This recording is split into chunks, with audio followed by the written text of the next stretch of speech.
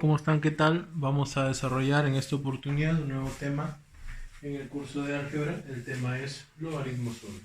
En verdad el logaritmo es un operador, ¿no? El logaritmo es un operador, ¿de acuerdo? Entonces nos ayuda a encontrar el valor de una variable, pues, ¿no? ¿Ya? Un ejemplo rápido, ¿no? Supongamos que tú tienes algo así, ¿no? 5 a la x igual a 25, por ejemplo. Entonces tú dices, no, es facilito, pues, profe, x vale 2. Porque yo sé que 5 al cuadrado es 25. De repente tienes 3 a la x es igual a 27. Facilito, profe, porque x vale 3 y 3 al cubo me da 27. Ya, pero ¿y qué pasa si tú tienes que 2 a la x es igual a 2? Fácil. No, facilito ya, ¿no? 6, profe, 6, porque 2 por 6, ya, pues eso no es 2 por 6, joven, eso es 2 a la 6. 64, no es 12. Ya. Ya, profe, uso la calculadora. Ya, usa la calculadora, que ¿cómo ingresas este dato en la calculadora? ¿No es cierto? Entonces ya no es tan sencillo. Entonces, ¿qué ocurre, profe? Este exponente se transforma en un logaritmo. ¿Ya? Entonces, mira, vas a ver, Supongamos que tu ecuación es así, b a la y igual a x, ¿de acuerdo? Eso se transforma en un logaritmo. Profe, ¿cómo se escribe ese logaritmo? Así, mira. Logaritmo, la base es la b. Correcto, mira, la base es la b. Esta x se escribe acá. Y eso es igual a y. Como te decía, mira, el exponente se transforma en un logaritmo. Logaritmo de x en base b es igual a y. Ahora, tú puedes tener una igualdad de esta manera y llevarlo también a un exponente. ¿Cómo? Así, ¿no? B a la y es igual a x. ¿De acuerdo? Listo, profe. Ejemplo. A ver, ¿cuánto será esto? 7, ¿sí o no? ¿Por qué? Porque 2 a la 7 me da 128. ¿Correcto? Y acá coloco, ¿no? ¿Por qué? Porque 2 a la 7 nos dará 128. ¿Correcto? Ahí está. Vamos con la propiedad fundamental. Esta es una identidad fundamental de los logaritmos. Si yo tengo una... dice, cuando no se observa la base se asume como 10. Claro, cuando tú no veas la base, no veas nada aquí escrito, tú vas a asumir que hay un 10 imaginario. ¿Ya?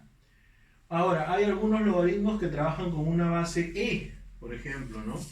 Son los logaritmos naturales. La e es un épsilon, se llama, es una constante. Pero no hay ejercicios así que no te preocupes. Entonces, identidad fundamental. Cuando yo tengo una base b elevado a un logaritmo que tiene la misma base, ¿correcto? Elevado a la n, eso queda transformado en n simplemente. Ejemplo. Tú tienes 2 elevado a la logaritmo de 5 en base 2. Como son la base y esta base lo mismo, simplemente quedará 5. Ahora, acá tienes que hacer una observación, ¿no? Antes de seguir, ¿no? Por eso se me voy a olvidar. En el logaritmo, esta base b tiene que ser diferente a 1 y mayor a 0. ¿Correcto? También diferente a 1 y mayor a 0. X también, ¿no? Mayor a 0. ¿Correcto? Listo. ¿Qué más tenemos? A ver. Propiedades de los logaritmos, ¿no? Esta propiedad se llama propiedad del sombrero. ¿Por qué se le llama propiedad del sombrero? Tienes un logaritmo n en base b y exponentes de n y exponentes para la base.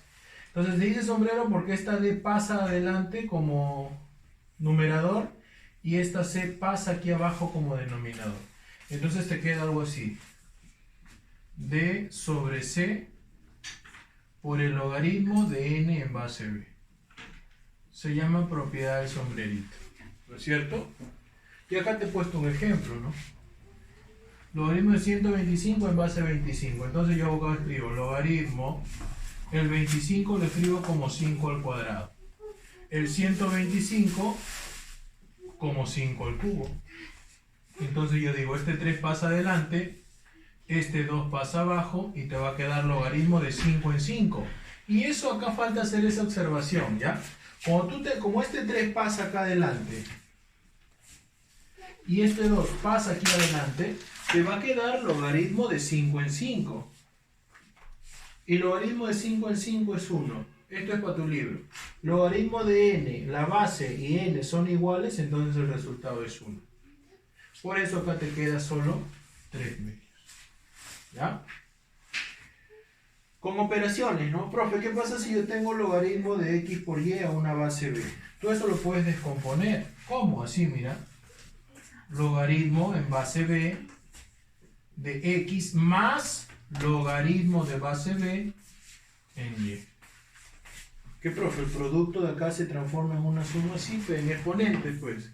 Cuando tú multiplicabas dos bases, ¿qué pasaba con los exponentes? Se sumaban, ¿sí o no? Todo ocurre lo mismo. ¿Ya? Ejemplo, logaritmo de 5 más logaritmo de 2. Tú puedes escribir esto como logaritmo. Cuando no había base, se asumía que era un 10, ¿no? De 5 por 2. O sea, logaritmo en base 10 de 5 por 2, 10. Profe, la base y n son iguales, entonces esto sería 1, ¿no? Esto sería 1. Seguimos. Profe, ¿qué pasa cuando se dividen valores aquí? Mira, a ver. Logaritmo en base b de x sobre y. Más fácil.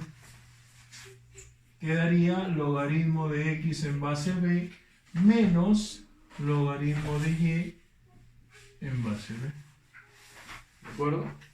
Nos quedaría de esa manera. Eso también pasaba en exponentes, sino que pasaba cuando tú tenías dos bases dividiéndose. Los exponentes se restaban. Y como logaritmos son exponentes, ejemplo, logaritmo de 5 en base 2 menos logaritmo de 3 en base 2. Entonces coloco logaritmo, la base 2 y acá divido, ¿no? 5 entre 3. Y listo. ¿De acuerdo? Seguimos. Esa regla se llama la regla de la cadena. ¿Cómo es la regla de la cadena? Bueno, se cumple siempre y cuando tú tengas logaritmos multiplicándose y esta b que está por acá lo veas en una base de acá. Esta y que está acá lo veas en una base de acá. Entonces lo que ocurre es una cadena, no se elimina en cadena. ¿Cómo? Así, mira.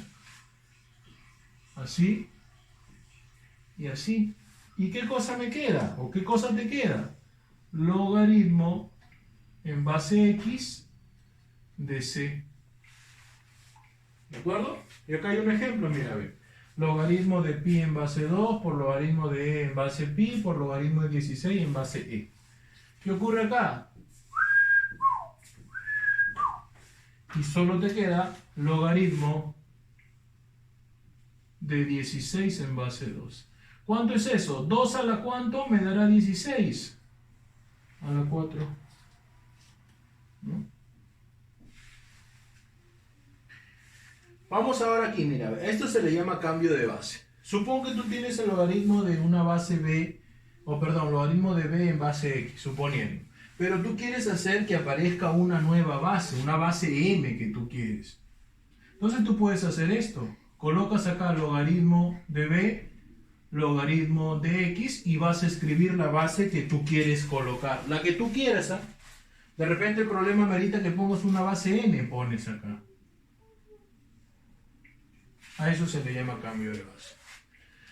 Supongamos que tú tienes logaritmo de 7 en base 2. Entonces tú puedes escribir así.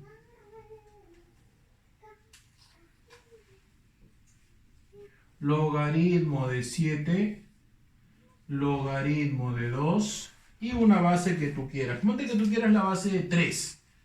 Entonces tú escribes por acá la base 3 y la base 3.